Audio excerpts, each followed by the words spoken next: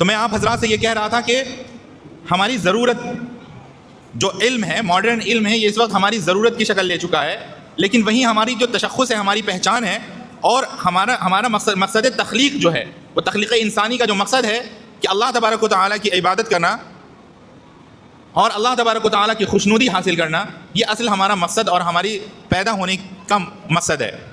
اب ہم ایک ایسے مقام اور ایسے موڑ بنا کر کھڑے ہوتے ہیں جہاں سے ہمیں ہر حال میں امتزاج کی ضرورت پڑتی ہے، یعنی کوآرڈینیشنز، اور وداؤٹ کوآرڈینیشنز کے اس دور میں تعلیم کو تصور کرنا یا تو بیوقوفی ہو سکتی ہے، یا تو یہ کہ آپ کو کسی نے بتایا ہی نہیں، تیسری کوئی شکل نہیں ہے جس کو میں مان لوں گا۔ یا تو آپ اتنی گمراہی میں ہیں اور اتنی جہالت میں ہیں کہ آپ تک دنیا کے احوال پہنچے ہی نہیں، یا یہ کہ آپ بہت ہی زیادہ بے وقوف ہیں کہ جبھی آپ نے یا تو اپنے بچوں کو تعلیم کے ساتھ جوڑا نہیں ہے، یا آپ نے اپنے بچوں کو صرف اسکولنگ ایجوکیشن کے ساتھ جوڑا ہے، یا آپ نے اپنے بچوں کو صرف مدرسے کی ایجوکیشن کے ساتھ جوڑا ہے۔ ان تمام صورتوں میں کہتا ہوں کہ دو ہی وجہ ہے، یا تو آپ تک اس دور کی صورتحال کا علم نہیں پہنچا ہے، یا یہ کہ آپ بہت بڑے بے وقوف ہیں۔ کیوں؟ اس لیے کہ جو ابھی دور ہے، موجودہ دور میں جو ہم زندگی گزار رہے ہیں، اس دور کے اندر بغیر امتزاج کے اور تعلیم کو سوائے تعلیم سمجھے ہوئے، وداؤٹ کسی دقیانوسیت، وداؤٹ کسی کنزرویٹو سوچ اور وداؤٹ کسی خاص سینیریو میں سوچے بغیر علم کو آگے اگر بڑھانے کے بارے میں اس وقت آپ نے قدم اٹھانے کے بارے میں اور نہیں سوچا، اس کا مطلب یہی ہے، اس کے علاوہ اور کوئی مطلب نہیں ہے۔ کیونکہ جس دور میں نے سب سے بڑی بات کہی کہ میں اس دور سے پہلے کی بات نہیں کرتا ہوں، میں اس دور کی بات کرتا ہوں جس دور میں ہم زندگی گزار رہے ہیں۔ اس دور میں ہمیں ہر حال میں ایجوکیشن کی ضرورت ہے، ہمارا ایمانی تشخص برقرار رہنا چاہیے، اور ہمیں ماڈرن سے ماڈرن، مفید سے مفید علوم حاصل کرنے چاہیے۔ الحمدللہ یہ ادارہ دعوت الحق اس وقت تقریباً 47ویں سال میں قدم رکھ چکا ہے۔ یہ ادارہ جس وقت آپ جس کی چھت کے نیچے بیٹھے ہوئے ہیں، یہ ادارہ اپنی عمر کے 47 سال گزار چکا ہے، اور جو لوگ اس کے ماضی سے واقف ہیں وہ جانتے ہوں گے کہ ایک دروازے پہ شروع ہوا ادارہ آج اپنے آپ میں اپنی ایک مثالی حیثیت رکھتا ہے، اور علم کے میدان میں جو خدمات آپ کے سامنے پیش کر رہا ہے وہ آپ سے ڈھکی چھپی ہوئی بات نہیں ہے۔ 2020 میں ہم نے امتزاجی تعلیم کے مشن کو لے کر میں نے شروع کیا، میں کھڑا ہوا، اور الحمدللہ اس کے اوپر اس سے قبل 7-8 سال قبل اس کے پروجیکٹ پہ میں نے کام کرنا شروع کر دیا تھا۔ کچھ بھی ایکسیڈنٹل نہیں ہے، کچھ بھی چیزیں جو آپ کو سامنے دکھ رہی ہیں وہ ایسا نہیں ہے کہ سیدھا اس چیز کو امپلیمنٹ کر دیا گیا ہے۔ تمام چیزوں کے پیچھے ایک سوچ ہے، ایک فکر ہے، ایک ریسرچ ہے، اور کمرہ بند کر کے کیا ہوا کام ہے۔ اس کے بعد آپ کے بچوں تک اس سروس کو سرو کیا جا رہا ہے۔ میں نے سلیبس کے اوپر کام کیا، بچوں کو کیسے سلیبس کو کم کر کے اور اس کے اندر سے ریپیٹڈ چیزوں کو کم کر کے، ہٹا کر کے، اور بچوں کو آسان بنا کر کے کیسے سلیبس پیش کیا جائے تاکہ وہ بچے آسانی کے ساتھ حفظ پروگرام کو بھی لے کر کے چل سکیں، اور آسانی کے ساتھ وہ اسکولنگ پروگرام کو بھی لے کر کے چل سکیں۔ کچھ بھی اچانک نہیں ہوا ہے، تمام چیزوں کے اوپر باضابطہ کام کیا گیا ہے، کمرہ بند کر کے کام کیا گیا ہے۔ ابھی آپ حضرات کے سامنے تقریباً ڈائریکٹ 33 بچے ایسے موجود ہیں جن کا قرآن کریم کی شروعات حضرت مولانا مفتی ثناء الہدیٰ قاسمی دامت برکاتہم کے ہاتھوں پہ ہونا ہے، اور دعا ان بچوں کے لیے دعا منشی یعقوب صاحب، خلیفہ و مجاز مفتی محمود صاحب گنگوئی کے ہاتھوں پہ ہونا ہے۔ آپ سمجھ رہے ہیں کہ یہ کوئی معمولی چیز ہے؟ یہ بچے جب ہمارے ہاں آئے، یا کچھ بچے اس میں اس سال شامل ہوئے ہیں 2-4 کی تعداد میں، ورنہ اکثر بچے آئے ہیں ہمارے ہاں جو بچے اسکولز میں پڑھتے تھے، یا جن کو پتہ نہیں تھا، بس ان کو کسی بھی طریقے کے ایجوکیشن کے ساتھ وہ بچے جڑے ہوئے تھے، ان کے والدین کی خواہش ہوئی کہ ہمارا بچہ حفظ کرے گا، لیکن وہ ہمت نہیں کر پا رہے تھے کہ ہم اپنے بچوں کو حفظ کیسے کرائیں۔ اگر ہم خالص مدرسے کے نظام میں ڈالتے ہیں تو ہمارے بچے کا جو پیور کریم ٹائم ہے، وہ ٹائم اسکولنگ ایجوکیشن سے کمپلیٹ کٹ آف کے ساتھ ختم ہو جائے گا، اور وہ بچے صرف جب وہ حفظ کر کے فارغ ہوں گے تو اس وقت ان کی 9-10 کی ایج ہوگی، آگے ان کا دنیاوی ایجوکیشن کمپلیٹ نہیں ہو پائے گا۔ وہ تلاش میں تھے، وہ جستجو میں تھے کہ ان کو ایسا نظام ملے جہاں پہ ان کے بچوں کی اسکولنگ کو بند نہ کیا جائے، اور ان کی جو خواہش ہے کہ حفظ قرآن کریم کرا دیا جائے۔ اس طرح کے والدین نے ہم سے رابطہ کیا، اور آج سے اس میں تقریباً 2 سال قبل یا 1 سال قبل ایسے والدین آئے اور اپنے بچوں کا داخلہ کروایا ہمارے یہاں۔ آپ دیکھیں گے اس میں کچھ بڑی عمر کے بھی بچے ہیں جنہوں نے 6 کر رکھا ہے، 7 کر رکھا ہے، 5 کر رکھا ہے، لیکن پھر بھی ان کے والدین کو اپنے بچے کو حفظ کرانا ہے۔ ہم نے ان کا پری حفظ نام کا ہم نے ایک شعبہ قائم کیا۔ پری مطلب پہلے ہوتا ہے، تو حفظ سے پہلے کا ہم نے ایک شعبہ قائم کیا اپنے یہاں۔ اس کے اندر ہم نے اگر بچہ بالکل کوڑا ہے, اس نے اسکولنگ شروع ہی نہیں کیا, اگر وہ ابھی اپنی تعلیم کو جاری کر رہا ہے, شروع کر رہا ہے, تو اس کے لیے ہم نے UKG پہلے سال میں اور نورانی قاعدہ پر مشتمل پہلا سال ہم نے بنایا. اور پھر دوسرا سال کمپلیٹ ناظرہ قرآن کریم اور اس کے ساتھ UKG کلاس کو ہم نے انٹیگریٹ کیا اس کے ساتھ. اب یہ 2 سال کا وقت ہے. یہ 2 سال کا وقت مدرسوں میں عام طور پر روضۃ الاطفال کے نام سے گزر جاتا ہے, روضۃ الاطفال کے نام سے. انہی روضۃ الاطفال کو میں نے 2 سالوں میں تقسیم کر کے اس کے اندر ابتدائی اسکول کی ایجوکیشن کو انٹیگریٹ کر دیا اور ان کا ایک نصاب بنا دیا, نظام بنا دیا. اس نظام کے تحت وہ بچے نورانی قاعدہ پڑھتے ہیں, اور چونکہ ان کا ٹارگیٹڈ ٹائم ہے, ہر دن کا ایک لیسن پلان ہے, ہر دن کے ایجوکیشن کا ایک شیڈیول ہے. ایسے نہیں کہ استاذ کے کیا بولتے ہیں رحم و کرم پہ بچہ پڑھ رہا ہے کہ جتنی جلدی پڑھا دیا, نہ پڑھایا تو چلو ٹھیک ہے, یا پھر بچوں سے بھی کوئی یہ بات پوچھ نہیں ہے کہ آپ کو جس دن آنا ہے آئیے, نہیں آنا ہے نہیں آئیے. ایسا نہیں ہے. باضابطہ طور پر ان بچوں کا ایک کیریکولم ہے, باضابطہ طور پر ان بچوں کا ایک لیسن پلان ہے, ان کے پڑھنے کا ایک طریقہ کار ہے. وہ بچے ایک خاص وقت میں مدرسے میں پڑھیں گے, پھر ایک خاص وقت میں ان بچوں کو اسکول بھی جانا ہوگا. تو ماشاءاللہ اس طریقے سے یہ کیا جاتا ہے. اس کے بعد جب بچہ 2 سال میں نورانی قاعدہ یعنی الف با سے لے کر کے ناظرہ قرآن کریم اس صورتحال میں جیسے کہ وہ انگلی پھیرے اور روانگی کے ساتھ ناظرہ قرآن کریم پڑھ لے, جب ہم اس لحاظ پر بچوں کو لے آتے ہیں تو پھر ہم ان کا حفظ شروع کرواتے ہیں. اب جب ہم حفظ شروع کراتے ہیں اس بچے کا, تو ہم نے 6 پارہ پہلے سال کا نصاب رکھا ہے, یعنی دنوں پر جوڑ کر پہلے سال میں ہم بچے کو 6 پارہ حفظ کراتے ہیں. کوشش کرتے ہیں کہ اس سے زیادہ بچے حفظ نہ کریں. اگر بچے اس سے زیادہ سبق سنانے کی کوشش کرتے ہیں تو ہمارے اساتذہ ان بچوں کو کی اسپیڈ کو کم کرتے ہیں, روکتے ہیں. کیوں؟ اگر اسپیڈ پر اس کے ریئل اسپیڈ پہ چھوڑ دیں گے تو اس کا جو انٹیگریشن ہے, جو اس کا بیلنسنگ ہے, جو لے آؤٹ ہے, وہ بگڑ جائے گا. تو پہلے سال میں بچے کو 6 پارہ حفظ کروایا جاتا ہے. جب بچہ پری حفظ کے 2 سال کو عبور کر کے حفظ قرآن کریم پر جاتا ہے تو پہلے سال میں 6 پارہ حفظ کرے گا, اور complete pure CBSE English medium سے NCERT کے بیس پر جو بکس ڈیولپ ہوتی ہے, اس ڈیولپمنٹ کے NEP اور NCF پر بیس بک کو 1 اور 2 کلاس کمپلیٹ کروایا جاتا ہے پہلے سال میں. کلاس 1 اور کلاس 2 پہلے سال میں کمپلیٹ کرایا جاتا ہے. اسی طریقے سے دوسرے سال میں پھر اس بچے کو ایک ٹارگٹ ملتا ہے کہ دوسرے سال میں آپ کو 8 پارہ حفظ کرنا ہے, اور 8 پارہ حفظ کرنے کے ساتھ ساتھ پھر آپ کو 2 کلاس اور پڑھنا ہے, 3 اور 4. یہ بھی کتاب خاص تناظر میں ڈیولپ کرائی گئی ہے اور بچوں کو پڑھانے میں معاون ہوتی ہے. میں آخر میں بتاؤں گا کہ ہم کیریکولم کو کس طریقے سے بچوں کے لیے آسان بناتے ہیں. بہت سارے کنفیوژنس کریٹ ہوئے ہیں. پھر تیسرے سال میں بچے کو 8 پارہ حفظ کرنا ہوتا ہے, اور پھر وہ بچہ 4 اور 5 پر مشتمل سلیبس پڑھتا ہے. 1 2 3 4 اور 5 اور 6. تیسرے سال میں 5 اور 6. پھر جو اس بچے کا چوتھا سال ہوتا ہے, اس چوتھے سال میں 7th کے کچھ خاص سلیبس کو ہم 8 کی باضابطہ کلاس کے ساتھ انٹیگریٹ کر دیتے ہیں, جوڑ دیتے ہیں. اور 8 کی باضابطہ کلاس جو ہمارا الامین پبلک اسکول ہے, الامین پبلک اسکول میں ان بچوں کو باضابطہ طور پر جوڑ دیا جاتا ہے. تو وہ پھر 8 باضابطہ پڑھتے ہیں اور اس سال بچہ حافظ ہو جاتا ہے. 8 پارہ حفظ کر کے اس سال بچہ حافظ ہو جاتا ہے. یعنی یہ کہ حفظ شروع کرنے کے شروع کے 4 سال میں آپ کا بچہ انشاءاللہ, اگر آپ نے 100% حاضری دیا ہمارے یہاں, تو انشاءاللہ شروع کے 4 سال میں آپ کا بچہ حافظ ہو جائے گا, اور انگلش میڈیم CBSE بیس پر ریگولر کلاس کے ذریعے انشاءاللہ 8 کلاس کمپلیٹ کر لے گا. اب آتا ہے 5واں سال. 5واں سال جو ہمارے حفظ کے بچوں کا ہوتا ہے وہ خالص 9th ہوتا ہے, جو NCERT پہ بیس ہوتا ہے. یعنی اس کے سلیبس کے ساتھ کسی طرح کی کوئی چھیڑخانی نہیں کی گئی ہے, اور 9th کلاس کو باضابطہ طور پر الامین پبلک اسکول کے ساتھ جوڑ دیا جاتا ہے. وہ بچے پوری اسکولنگ الامین پبلک اسکول کے بچوں کے ساتھ کرتے ہیں, اور اس سال ان بچے کا باضابطہ طور پر دور کا نظام ہوتا ہے. وہ بچے اس سال دور کرتے ہیں, اور الحمدللہ چونکہ شروع سے ان کے حفظ پہ محنت ہو رہی ہوتی ہے, تو دور میں بچوں کو عام طور پر زیادہ پریشانی نہیں ہوتی ہے, اور 1 سال میں بچے باضابطہ طور پر دور کر لیتے ہیں. اور اسی سال بچے انشاءاللہ یا تو ہمارے کیمپس میں یا والدین کی رضامندی پہ والدین اپنے یہاں جا کر 5ویں سال میں بچہ ہمارا تراویح سنا دیتا ہے, مصلی سنا دیتا ہے ماشاءاللہ. اب آتے ہیں ہم 6ٹھے سال پہ, جو ہمارے کورس کا آخری سال ہے. اس سال میں ہم کیا کرتے ہیں کہ بچوں کو حفظ کی طرف سے بالکل فارغ البال کر دیتے ہیں. ان کی ذمہ داری بس یہ ہوتی ہے کہ صرف آپ کو روزانہ 1 پارہ قرآن بعد نماز فجر اپنے استاذ کو سنا دینا ہے. اس کے بعد پورے طور پر پورے سال وہ بچے 10th کی پریپریشن کرتے ہیں, 10ویں کلاس کی, اور پھر باضابطہ بورڈ سے اس بچے کا ایگزام کروا کر کے 10th کے بعد ہم آپ کے حوالے کر دیتے ہیں. ابھی آپ دیکھیں گے یہ بچے جو ہیں یہ عام طور پر 9 سال 10 سال 8 سال اس عمر کے بچے ہیں, اور ان میں زیادہ تر بچے جب 15 سال یا 16 سال کی عمر میں پہنچیں گے تو اس وقت صحیح عمر ہوتی ہے. 15 سال سے پہلے تو آپ کا بچہ 10th کر بھی نہیں سکتا ہے. تو یہ بچے جب اپنی صحیح عمر میں 15-16 سال کی عمر میں پہنچیں گے تو اس وقت باضابطہ طور پر یہ بچے CBSE بورڈ کا ریگولر کلاسز کا ایگزام دے کر کے 10th پاس کریں گے, اور ان کے پاس اسکول کی کوالٹی ایجوکیشن ہوگی. اس بات کی میں آپ کو ضمانت دے سکتا ہوں. اور ساتھ میں بونس میں فری میں صرف آپ کی سوچ اور تھاٹ صحیح لائن میں یوز کرنے کی برکت سے آپ کو اس وقت آپ کا بچہ حافظ ملے گا.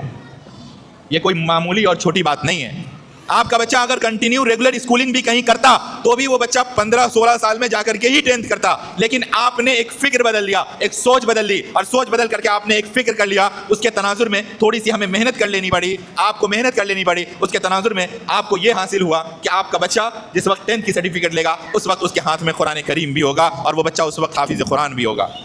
اور آپ رمضان المبارک میں اس فخر کو اور اس خوشی کو آپ اس وقت محسوس کریں گے اور فیل کریں گے کہ جب آپ رمضان المبارک میں تراویح کے لیے نیت باندھیں گے اور آگے امام آپ کا بیٹا ہوگا.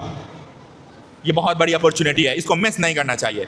تو الحمدللہ میں اللہ کا شکر ادا کرتا ہوں, بہت اللہ کا شکر ادا کرتا ہوں کہ اللہ تبارک و تعالیٰ نے ہمیں یہ فکر عطا کی, اور اس فکر کے تناظر میں ہم نے 2020 میں اس پروجیکٹ کو اسٹارٹ کیا. بہت ڈر تھا, بہت خوف تھا, بہت گھبرانا ہوا تھا, اور بھیڑ سے بہت زیادہ ڈرا ہوا تھا کہ پتہ نہیں کیا ہوگا کیا ہوگا کیا ہوگا. الحمدللہ ہمارا 6 سال مکمل ہوا, ہماری پہلی بیچ نکلی, ہمارے بچوں نے ایگزام دیا, اور الحمدللہ یہ جو تعداد آپ دیکھ رہے ہیں ہر سال الحمدللہ اسی تعداد میں پری حفظ سے بچے حفظ میں شفٹ ہوتے ہیں الحمدللہ. لیکن ہم کبھی اس کا پروگرام نہیں کر رہے تھے. اس بار میرے دل میں بات آئی کہ اتنے سارے بچے جو حفظ شروع کرتے ہیں ہر سال, ان کے حوصلہ افزائی کے لیے کسی بزرگ ہستی کو بلا کر ان کے ہاتھوں پر ان بچوں کا حفظ شروع کروا دیں تو ان بچوں کو بھی ایک یادگار مومنٹ بن جائے گا. باقی اس کے لیے ہمارا کوئی ایسا مقصد نہیں ہے, کوئی پبلسٹی کا کوئی یہ نہیں ہے. بس میں آپ حضرات کے کانوں میں, آپ حضرات تک اس مشن کو اور اس ویژن کو پہنچانا چاہتا ہوں کہ دیکھیے علم ضروری ہے, علم کے ساتھ کھڑے ہو جائیے. بچوں کو پڑھانا ہے اور ہمیں اپنا تشخص بھی برقرار رکھنا ہے. ہمیں اپنا تشخص نہیں چھوڑنا ہے, ہمیں ٹوپی کرتا پاجامہ کو بھی نہیں چھوڑنا ہے, ہمیں دین کو بھی نہیں چھوڑنا ہے, ہمیں سنت رسول کو بھی نہیں چھوڑنا ہے, ہمیں قرآن کو بھی نہیں چھوڑنا ہے, ہمیں سائنس کو بھی نہیں چھوڑنا ہے, ہمیں ٹیکنالوجی کو بھی نہیں چھوڑنا ہے. اور ہمارے بچوں کو سائنٹسٹ بھی ہونا چاہیے,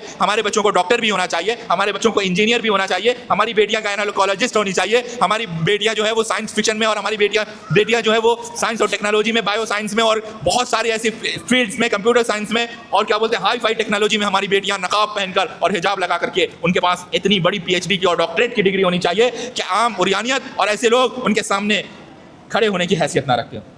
اور جو ان کے نقاب اور جو ان کے پردے اور جو ان کے تشخص کا مذاق اڑاتے ہیں وہ ان کو سیلوٹ کرنے پر مجبور ہو. یہ ہماری اصل مثال اور یہ ہماری اصل فکر ہونی چاہیے. ہماری فکر میں احتجاج, ہماری فکر میں چائے خانوں میں تبصرہ, ہماری فکر میں ایک دوسرے کو برا کہنا, ہماری فکر میں ہمارے ماضی کی غلطیوں پر رونا دھونا, دیٹس آل. اس کا کوئی مطلب اور مقصد نہیں ہے. آج سے ایک مشن اور مقصد کے تحت ہمیں کام کرنا ہے, اور کام کے اندر بس ہمیں یہ تناظر برقرار رکھنا ہے کہ ہمیں اپنے بچوں کو ایجوکیشن دے دینا ہے, اور ہمیں اپنے بچوں کو ایجوکیشن جو دینا ہے وہ انٹیگریٹ ایجوکیشن دینا ہے. ہمیں اپنے بچوں کو جو ایجوکیشن دینا ہے وہ ہمیں اپنے بچوں کو تساوی اور ایک ایسا کامن فیلڈ کا ایجوکیشن دینا ہے انشاءاللہ. یہ بچے جو ابھی آپ کے سامنے کھڑے ہوں گے آپ کو سلام کریں گے, اور آپ ان بچوں کو جو دیکھیں گے اور آپ کے دلوں سے دعا نکلے گی, آپ ان کے لیے یہ دعا کریے کہ یہ بچے کل حافظ قرآن ہونے کے ساتھ ساتھ یہ بچے قرآن کریم کو سمجھنے والے بھی بنے, قرآن کریم کو سمجھنے والے بنے, قرآن کی تفسیر کو سمجھنے والے بنے, اور اس کے بعد یہ بچے ڈاکٹر بنے, اس کے بعد یہ بچے انجینئر بنے, اس کے بعد یہ بچے ناسا کے سائنٹسٹ بنے, اس کے بعد یہ بچے باٹنی کے سائنٹسٹ بنے, اس کے بعد ان بچوں کو بڑی بڑی ایجادات, ایئر لائن اور بڑی بڑی ایجادات میں, راکٹ سائنس میں, اسپیس سائنس میں, ہر جگہ ان بچوں کا ایک مقام ہونا چاہیے. اس کے بعد یہ بچے قرآن کریم کی آیات کو پڑھیں اور پڑھنے کے بعد کہیں کہ ہمارا اللہ, ہمارا رب قرآن کریم کے اندر 1400 سال پہلے اس بات کو بتا چکا ہے جس کے اوپر آج سائنس تحقیق اور تفتیش کر رہی ہے. ایسی قوم تیار کرنا, ایسے بچے تیار کرنا, یہ ہماری ذمہ داری ہے, یہ دوسروں کی ذمہ داری نہیں ہے. میں آج سے تقریباً 20 سال پہلے جب ہمارے ذہن میں یہ ساری چیزیں پیدا ہو رہی تھی, میں ایک میگزین پڑھ رہا تھا, اور ایک میگزین کے اندر ایک مضمون میرے نظر سے گزرا. اس میں ایک انگریز کے ایمان لانے کی داستان لکھی ہوئی. قرآن کریم ایسا نہیں ہے کہ ایک دور کے لیے نازل ہوا ہے. قرآن کریم کے یہ معجزات میں سے ہے کہ قرآن کریم اپنے پہلے کی بھی چیزوں کو اپنے اندر سما کر رکھے ہوا ہے, اور قرآن کریم آتے اور ختم ہونے تک کی دنیا کے چیزوں کو اپنے قرآن کے اندر سمیٹ کر کے رکھے ہوا ہے. وہ انگریز پانی کے راستے جہاز میں وہ سوار تھا, اور اتفاق سے نیویگیشن وغیرہ میں کچھ پرابلم آئی تو اس کی جہاز کا روٹ خراب ہو گیا, اور وہ کئی مہینے تک سمندر میں پھنسا رہا. تو پہلے جو ابھی بھی ہوگا پتہ نہیں, میں نے کبھی پانی کے جہاز میں تو سفر کیا نہیں ہے, لیکن تمام مذاہب کی کتابیں وتھ تفسیر پہلے پانی کے جہازوں میں ان کی لائبریری بھی ہوتی تھی, اس میں رکھی رہتی تھی. تو وہ انگریز پڑھنے کے عادی ہوتے ہیں. انہوں نے قرآن کریم کے اندر قرآن کو پڑھنے کا سلسلہ شروع کیا. اس نے قرآن کریم کو پڑھنے کا سلسلہ شروع کیا. بہت ساری تو ہولی بائبل اس کو پڑھا ہوا تھا, بہت ساری ایسی کتابیں تھیں جو اس کی پڑھی ہوئی تھی. انہوں نے کہا چلو مسلمان کی کتاب قرآن اسی کو پڑھ لیتے ہیں. وہ پڑھنا شروع کیا. اس کے بعد اتفاق سے اللہ کو اس کو ہدایت دینی تھی, جہاں سے اس نے قرآن کھولا تو قرآن کریم کے اندر وہ آیت مجھے یاد نہیں آ رہی ہے، لیکن شاید ربنا اتمم لنا نورنا کر کے کیا ہے، میں حافظ نہیں ہوں قاری صاحب، ربنا اتمم لنا نورنا، وہ آیت وہی تھی. اس کے تناظر میں سمندر کے طبقات کو اللہ تبارک و تعالیٰ نے قرآن کریم کی آیات کے اندر بیان کیا کہ سمندر کی پہلی تہ ہوگی، اس کے اندر روشنی اتنے % پایا جائے گا، دوسری تہ کے اندر اتنا % روشنی پائی جائے گی، اور پھر نیچے بالکل روشنی نہیں پائی جائے گی، اور سمندر کا ایک ایسا حصہ ہوگا جہاں پر 4 تاریکیوں کے بعد تاریکی ہوگی، اور اللہ وہاں کے احوال کو بھی جانتا ہے. یہ قرآن کریم کی تفسیر اس نے انگلش میں پڑھ کر کے، وہ امریکہ کا تھا، وہ امریکہ چلا گیا اور اس نے یہ بات کو اپنے دل میں رکھا ہوا تھا. اس نے اس کا تذکرہ کہیں نہیں کیا، اور کہیں بہت زمانے کے بعد 10 سال کے بعد اس کی باتیں لوگوں سے شروع ہوئی، لوگوں سے باتیں کر رہا تھا، تو اس نے کہا کہ پتہ ہے تم کو، یہ جو مسلمانوں کے پروفٹ محمد صلی اللہ علیہ وسلم ہیں، یہ بہت بڑے سمندر کے وہ تھے، سیاح تھے. اس انگریز نے کیا کیا، اپنا پرسپیکٹو، مطلب ذہنی طور پر اس نے یہ پرسپیکٹو بنا لیا، اور اس نے اپنے بیٹھے ہوئے مجمع میں جہاں پہ کچھ مسلمس بھی تھے، وہاں اس نے یہ بات اپنا پرسپیکٹو پیش کیا کہ جو مسلمانوں کے پروفٹ محمد صلی اللہ علیہ وسلم تھے وہ بہت بڑے سمندری سیاح تھے. تو وہیں ایک مسلم پروفیسر بھی بیٹھے ہوئے تھے، اس نے کہا نہیں، ہمارے پروفٹ محمد صلی اللہ علیہ وسلم نے کبھی پوری زندگی طیبہ میں سمندر کا سفر کیا ہی نہیں. اس نے کہا نہیں، تم جھوٹ بول رہے ہو، تم کو یہ معلوم نہیں ہے، تمہارے پروفٹ محمد صلی اللہ علیہ وسلم نے پوری زندگی سمندر میں گزاری ہے، ابن بطوطہ کی طرح، یا پھر کیا بولتے ہیں سندباد جہازی کی طرح. پوری زندگی اس نے کس میں گزاری ہے؟ سمندر میں گزاری ہے. ورنہ وہ یہ سمجھ رہا تھا کہ قرآن جو ہے اس کے رائٹر پروفٹ محمد صلی اللہ علیہ وسلم ہے. وہ کیا بولتے ہیں وہی اور ان چیزوں کو تو اتنا ڈیپلی سمجھا نہیں تھا، تو اس لیے وہ یہ بات پہ اپنا سمجھایا. جب اس کو یہ بات کا یقین ہو گیا کہ محمد صلی اللہ علیہ وسلم نے کبھی سمندر کا سفر کیا ہی نہیں اپنی پوری زندگی میں، تو اسی وقت اس شخص نے کلمہ پڑھ لیا اور کہا کہ اتنی سائنٹیفک اور اتنی باضابطہ طور پر جو آج 1400 سال کے بعد سائنس نے تحقیق کیا ہے اور یہ بتایا ہے کہ سمندر کے اندر 4 طبقے میں اندھیرے پائے جاتے ہیں، یعنی اندھیروں کا ایک گراف، اندھیروں کا سیکنڈری گراف، اندھیروں کا 3rd گراف اور اندھیروں کا 4th گراف، یہ جو پایا جاتا ہے یہ آج 1400 سال کے بعد، جبکہ ایبزاربل جو سی ہے، ایبزاربل جو سمندر ہے، یعنی جتنی سمندروں پہ تحقیق ہوئی ہے اس کا کل حصہ جو سائنس مانتی ہے وہ صرف 10% مانتی ہے. یعنی کہ سمندر کی چیزوں پہ سائنس نے آج تک صرف 10% چیزوں کو جان پایا ہے، سائنس سمندر کی. تو جا کر کے وہ ان 4 طبقات میں باتیں کرتا ہے. اور یہ کیسے تمہارے رائٹر تھے جو قرآن کریم کے اندر اتنی سائنٹیفک طور پر تمہیں یہ بتا دیا گیا کہ سمندر کے اندر. تو ضرورت اس بات کی ہے کہ قرآن کو اس تناظر میں اب سمجھانے کی ضرورت ہے، قرآن کریم کو بتانے کی ضرورت ہے کہ قرآن کریم نے ساری چیزیں بتا دی ہے، آگے کی بھی اور چیزیں کی. جب ہم ہی اس کو قرآن خوانی تک محدود کر دیں گے، جب ہم ہی اس کو صرف ثواب کا ذریعہ سمجھ لیں گے، اگر ہم نے قرآن کو، ہم نے خود رشد و ہدایت اور قرآن کریم کو تمام لوگوں کے لیے ہدایت کی کتاب نہیں تصور کی اور اس کو ہم نے علم کا ذریعہ نہیں سمجھا، تو ہم آگے کچھ نہیں کر سکتے ہیں. تو دوستو، بس میں آپ حضرات کو یہی بات بتانا چاہتا ہوں کہ یہ بچے، ان کے لیے دعا کریے کہ اگلے 6 سال میں یہ بچے جب 10th کی ایجوکیشن حاصل کریں، اس کے بعد یہ بچے 12 کریں انشاءاللہ، اس کے بعد گریجویشن کریں، اس کے بعد انشاءاللہ یہ بچے تھیولوجی میں بڑے سے بڑے اسلامک اسکالر بنے اور ایسی تحقیق پیش کریں کہ دنیا شردر اور حیران رہ جائے. ہمارا بس یہی مشن ہے، ہم زندہ رہیں یا مر جائیں، ہمارا وجود اس دنیا میں رہے نہ رہے، لیکن ان بچوں کا مشن، ان بچوں کا مستقبل میں مشن باقی رہنا چاہیے تاکہ اسلامی قرآن اور اسلامی جو علوم ہیں اس علوم کو غیر بھی سمجھ سکیں. آج ہمارے طبقات کے علاوہ ہمارے علم کو کوئی نہیں جانتا ہے، غیر نہیں جانتے ہیں، اس وجہ سے ہمارے اوپر بہت سارے اعتراضات ہیں. آپ حضرات سے میں درخواست کرتا ہوں کہ یہ بچے ابھی آپ کے سامنے کھڑے ہوں گے، یہ سارے بچے جن کا حفظ شروع ہو رہا ہے، آپ ایک مرتبہ کھڑے ہو جائیے. آپ سارے بچے جن کا حفظ شروع ہو رہا ہے ایک مرتبہ کھڑے ہو جائیے. یہ ماشاءاللہ یہ اتنے بچے ہیں جو ناظرہ مکمل کر کے ماشاءاللہ 2 سالوں میں، اور اب ان بچوں کا حفظ شروع ہونے جا رہا ہے ماشاءاللہ. ان تمام کے والدین قابل مبارکباد ہیں. ان تمام کے والدین انشاءاللہ کل اس مزدہ کے حقدار ہوں گے کہ جب اللہ تبارک و تعالیٰ کہیں گے کہ حافظ قرآن کو کہ تم پڑھتا جا اور چڑھتا جا، تو انشاءاللہ وہ اپنے والدین کو بھی لے کر کے آگے بڑھیں گے، اور ان کے والدین کو انشاءاللہ وہ چمکدار اور وہ خوشبودار لباس اور وہ چمکدار تاج کل حشر کے میدان میں پہنایا جائے گا کہ لوگ دیکھ کر انشاءاللہ شجدر اور حیران رہیں گے. بیٹا آپ لوگ ایک مرتبہ ٹرن ہو کر کے بھی اور لوگوں کو بھی اپنا دیدار کرا دیجئے، اس طرف گھوم جائیے. اب میں درخواست کرتا ہوں، بیٹھ جائیے بیٹے، میں اب درخواست کرتا ہوں جناب حضرت مفتی ثناء الہدیٰ صاحب